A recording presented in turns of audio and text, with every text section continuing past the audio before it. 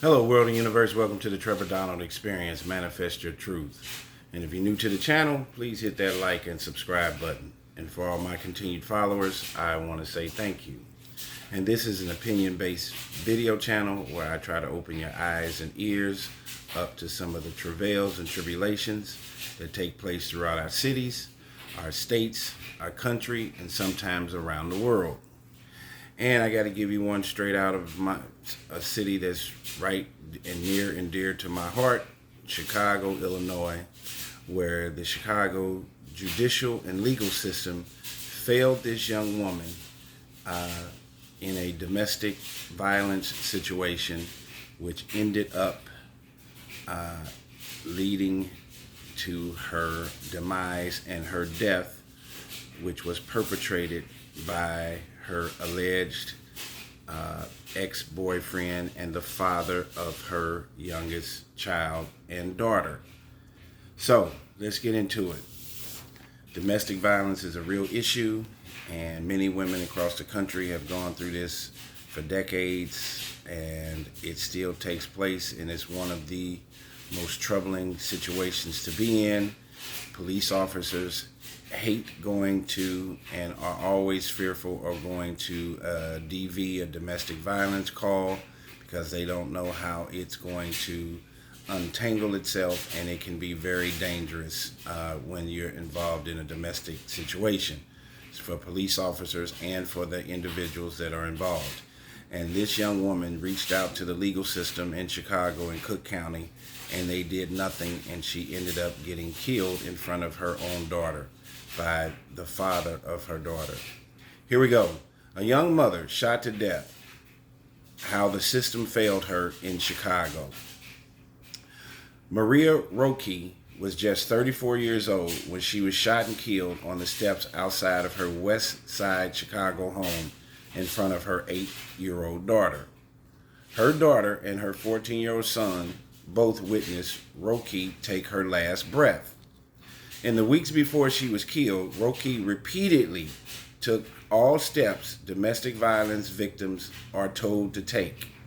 She got a protection order against her former boyfriend, Kenneth Brown. She also repeatedly went to the Chicago Police Department for help.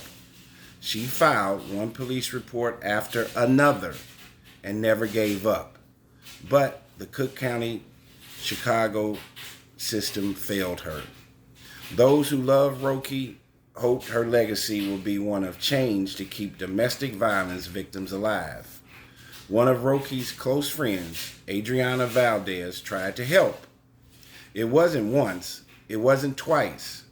It was multiple times Roque went screaming for help with actual evidence, Valdez said about Roque following numerous police reports. Roque had photos, threatening text messages, and videos. She filed her first police report on Halloween 2023, saying she was thrown to the ground and pinned down with a foot on her chest.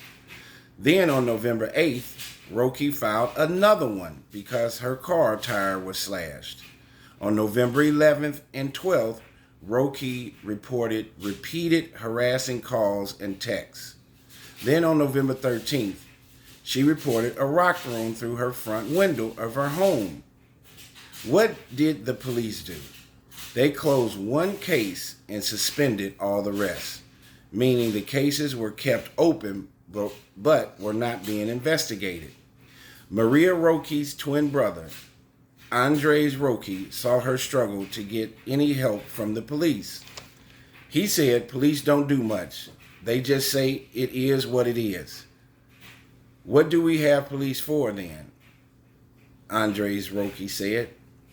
Andres Roque had his own run-in with Brown. They fought after he said he was defending his sister from Brown. Andres says his glasses were broken and his phone was taken. A police report was filed and no action was taken. I always told her, don't let anybody hurt you. She started to open up more and tell me things, said her brother, Andres Roque. She's like, I need to get out from here. I deserve better, and I told her you do. Then on Roque's birthday, November 24th, Her car was set on fire. She had the video that showed a person by her vehicle, the fire starting, and then the person calmly walking away. For Maria Roque, this was more than just a car. It was a memory she made with her brother years before the twins bought twin cars together. Documents show police had the video, but they also ended up suspending that case. She knew that this man was definitely capable of much more than damage to material things, said Valdez. Roque filed 3 more police reports on November 28th, November 30th, and December 8th. These were for harassing phone calls and text messages. 2 cases were suspended and 1 just stayed open. In all, the complaints, there was no mention of police questioning Brown, not once. There was no contact and there were no arrests. That's important when looking at what failed. Roque had a protection order. Valdez, another domestic violence survivor, made sure to take Roque to go get one. She said, "I know how scary it can be. Let's do it so you don't feel alone," said Valdez. She helped Roque navigate the system. The clerk of the Circuit Court of Cook County's office offers guidance on getting protection orders and has a help center. In Roque's case, the protection order should have given her a chance to have her abuser arrested after every violation. But there were problems. First, it wasn't served. Then it wasn't enforced. The Cook County Sheriff's Department had to serve Brown. That's what it's called. To successfully serve, the Sheriff's Department had to give Brown court papers in person. Only then could he be arrested for any protection order violations. The sheriff's office said it tried to serve him twice with no luck. The process is complicated. The Cook County State's Attorney's Office provided information on how to navigate the system and phone numbers for places to get help. We showed Benna Crawford, managing director at Legal Aid of Chicago, all of Roque's police reports. The nonprofit represents hundreds of domestic violence survivors every year and has provided resources. She said, "This is a crime that is taken less seriously," said Benna Crawford. Maria's case, and so many cases like it, demonstrate all of the different points where there was opportunity to do that intervention, and that opportunity was missed. So on November 28th, Brown was served the protection order and related court papers. Roque went back to the police that same day with a new harassing text message and repeated calls. Police should have arrested him for violating the protection order, but they didn't. Crawford said this sent a message to Roque that she was going to have to do everything on her own. Police did the bare minimum required by law. They kept telling Roque that she could try to get an arrest warrant herself from the Cook County State's Attorney's Office. She said, "I'm not aware of any other type of case or crime that one could be the victim of where the burden could be shifted to the victim to go out and do the investigation and put together the evidence and go to the state's attorney's office and convince the state attorney's office that they should press criminal charges," said Crawford. That is typically a police function. According to the state's attorney's office, only domestic violence victims can get their own warrants. It gives victims another avenue to get their abusers arrested. Roque was told 6 times she could do this herself. Just so heavy a burden to bear, and one that probably shouldn't have been hers, said Crawford. The last thing she told me in a text message, he told her, "Oh, I have a gun for you," said Andres Roque, her brother. Maria Roque's family wants what happened to her known, her final minutes after fighting so long. What happened when the system failed her? So on December 13th, 2023, Roque left early in the morning to take her daughter to daycare before going to work. She buckled her daughter in their vehicle and then walked back toward the house. Home surveillance video shows that from across the street, A man quickly ran up behind her. She screamed at him about her daughter in the car. The little girl could see everything, but that didn't stop the man. Neighbors' cameras caught the gunfire and a man running away. Maria's son rushed outside and attempted to perform CPR on his mother. Maria was taken to an area hospital where she later died. 2 weeks later, Brown turned himself into the police. Here's the caveat, he's the father of the little girl who was in the car during the shooting. Brown has pleaded not guilty to murder charges. She said she saw her dad kill her mom and how my nephew did CPR, said Andres Roque, Maria's brother. She's having nightmares. The daughter's having nightmares. Something Roque's children should know is that she never gave up. On December 12th, one day before the shooting, instead of going to the police, Roque went straight to the Cook County State's Attorney's Office. She was able to get an arrest warrant for Brown that same day. Roque was finally so close to stopping Brown, but this help came too late. She was shot and killed just hours later. There needs to be a meaningful response early on to interrupt that before we get to this point where we get to a homicide, said Crawford. That was the fear we had every single day, said Valdez. That something happened to Maria, that it was this man.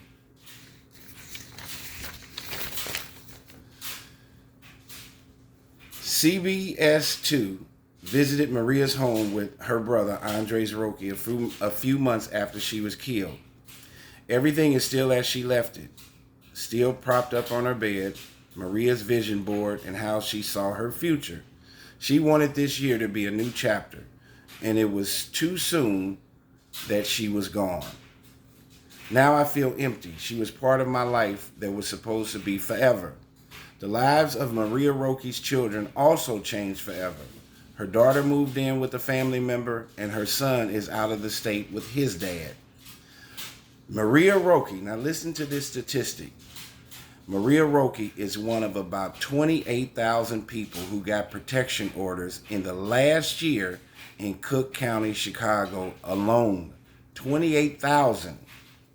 It's important to know that only Chicago residents can take police report numbers directly to the state's attorneys to get a warrant. Prosecutors can only access records from that department. Here is information for Chicago residents from the Cook County State's Attorney. Chicago residents, if the offender was not arrested and you want the case reviewed for criminal charges, Chicago residents can take their police report to the Domestic Violence Courthouse located at 555 West Harrison Street, Chicago, Illinois, 60607 to have their case reviewed for criminal charges. The state's attorney office reviews cases during business days, Monday through Friday, 8:30 to 1:30. Wow, just 5 hours a day. Chicago Police Department officials would not explain the failures in this case. They sent this statement. Now listen to this corny statement. The Chicago Police Department extends our condolences to Maria Roque's family as they grieve her tragic loss. Domestic violence is a serious crime, and our members work with professionalism to support the victims and all those affected by the trauma of domestic violence. We are also working with our City of Chicago and Cook County partners to strengthen our coordination and the resources available to those experiencing domestic violence. If you are in a domestic violence situation or know somebody who is, the Network and Advocacy Group for Domestic Violence Victims can put together a toolkit on how to create a safety plan. Wow. And just for clearancy, the Illinois Domestic Violence Hotline is 877-863-6338. What an incredible story. And how the legal system and the judicial system in Chicago failed this woman, her family, and her children miserably. Police are here to be a provider of protection. in all types of legal cases. And for some reason, there is a unequal balance in police officers either taking domestic violence issues seriously or being too afraid to get involved. I think that this is a situation where Mr. Brown should have been arrested a long time ago through the preponderance of evidence that was there between harassing phone calls, text messages, throwing a rock through her window, burning up her car.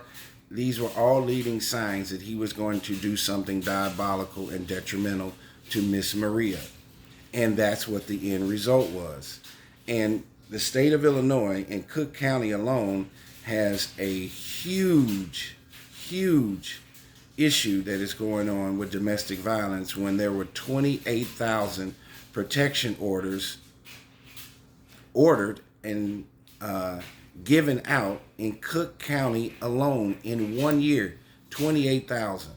So that is an issue that the police department needs to take a very strong look at and have certain police officers and detectives that are dealing with just that issue alone. I know the state of Illinois and Chicago is down 1,000 police officers. They need to hire more. But there is so much disruption and chaos that's taking place in Chicago. And now you have all these protection orders that have been administered and these domestic violence issues. I did a video early a couple of months ago where there was another individual, a man who was harassing his ex-girlfriend, had a long laundry list of arrests, and he gets out of prison, had been threatening to kill the mother of his child, and he goes and violates the protection order, goes to her house, attempts to kill her, and he ends up stabbing the young lady's son to death who was trying to protect his mother. So there are tons of cases that are happening in Chicago alone of domestic violence that's leading to assaults, let alone murder. And the state of Illinois, the pacifying and the ignoring all of these telltale signs that Miss Maria could have had her life in harm's way and or taken, and even her children. That young Mr. Brown should have been arrested a long time ago, and maybe her life could have been saved and this could have been prevented. Ignoring these domestic violence issues each and every day and ignoring these protection orders, there is a high chasm, an emotional content and component there when you have these domestic violence issues that are ongoing that many times lead to very destructive and harmful results to human beings. I am very sorry for this to take place to Miss Maria and the trauma that it has caused to her two children, to witness her being murdered, being killed and murdered in front of the daughter's eyes and her son trying to do CPR. Their lives will be changed forever. Maria's family will be changed forever, and we have to pray. And it's unfortunate that Maria lost her life in this situation. And hopefully, Mr. Brown will spend the rest of his days in prison for this diabolical and demonic action that he took against the mother of his daughter. He could not leave her alone, and now he will have the rest of his life to sit in a cell and deal with the reputation that he killed a woman while he's in prison. I hope that he has the roughest time that he could ever have, because what he did to Maria and Maria's family is just completely unacceptable and unforgivable. Tell me what you think about this case. This is the Trevor Donald Experience. Manifest your truth in a positive, righteous, and God-fearing way. And domestic violence is an issue that should be taken very seriously, and protection orders are there for what the word says, to protect the victim that's being harassed and assaulted.